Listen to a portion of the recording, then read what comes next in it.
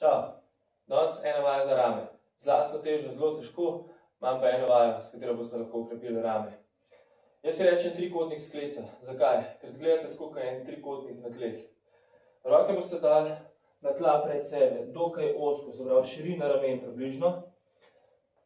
Z ritjo greste gor, noge so malo pokrčene. Zdaj, ženske, ki se bolj gibljive, bodo lahko imele noge bolj stegnjene. Moški smo ponavadi bolj negibljivi, pa malo pokrčati noge.